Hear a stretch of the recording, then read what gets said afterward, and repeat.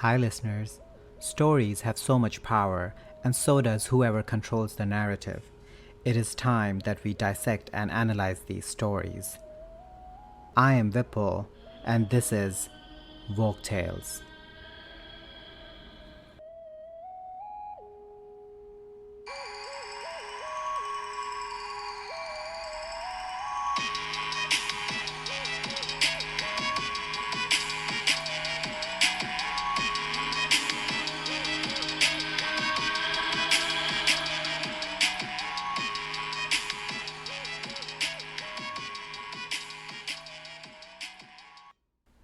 Hi, everyone. It's Hispanic Heritage Month in the US. At least, that's the official government designation. Or we can say Latinx Heritage Month, which centers the lives of indigenous, Brazilian, and other non Hispanic speaking people in this celebration as well. The Amazon River, or Rio Amazonas, is located in South America. It is the largest river by volume in the world and second in length, with approximately 4,000 miles or 6,400 kilometers. The Amazon River crosses 7 countries of South America: Guyana, Ecuador, Venezuela, Bolivia, Brazil, Colombia, and Peru. It is also home to around 3,000 known species, some of them very dangerous like the piranha and the anaconda.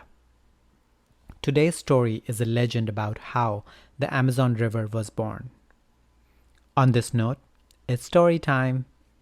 The legend says that a long time ago, when the world was being created, the sun, Guarací, and the moon, Jací, were deeply in love with each other. But it was such their misfortune that they could only see each other for the shortest period of time during sunrise and sunset. They were deeply saddened by this situation. Guarací would wait throughout the day impatiently for the arrival of Jací. Then, as soon as she arrived, he needed to depart. And this was their routine. On one of those strange days where the day and the night seem to get confused and the sun and the moon are together in the sky, Guarací asked Jací to marry him so that they could be together for eternity. Jací happily accepted Guarací's proposal and said yes. Nevertheless, they both knew that their marriage was impossible because days and nights don't last forever.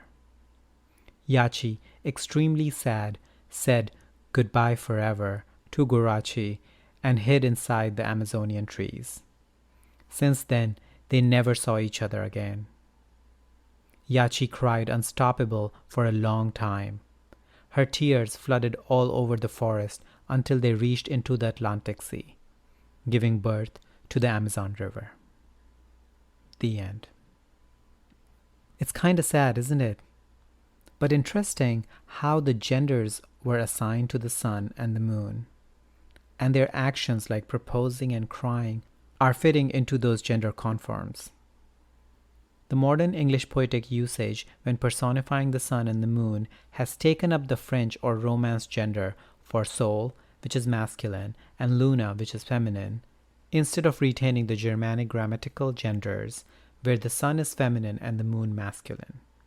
In many religions, there are male sun gods, but they actually appeared quite late on the scene, when male priesthoods became dominant over the older priestesshoods of the sun goddess.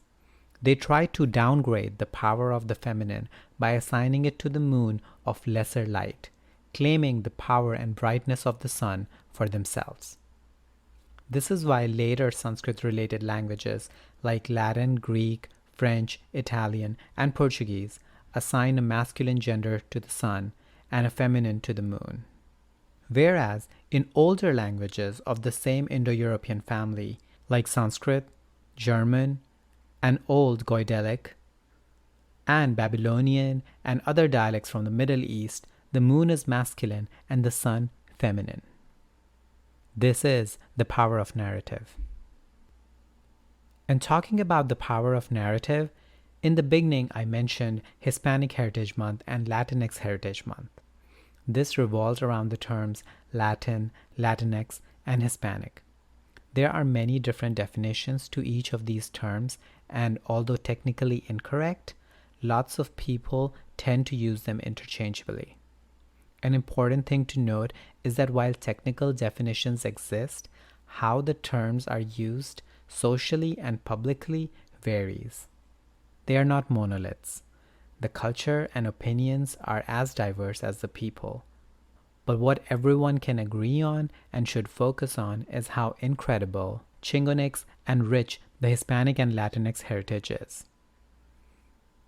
This should be celebrated in September, of course, but also all year round. And because there isn't a consensus, these terms are and should be self-identifying. If you are not a member of these groups and are unsure how to refer to someone who is or might be, when appropriate, just ask. On that note, bye for now. Let me know your thoughts on the story and our discussion by emailing me on woketalespodcast@gmail.com or through social media at woketalespodcast on Instagram and woketalespod on Twitter.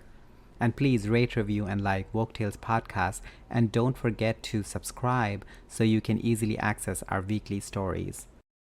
If you have any story recommendations, or if you want to come dissect and analyze a story with me, give me a shout out on email or social media, because whatever you do, keep dissecting and keep analyzing.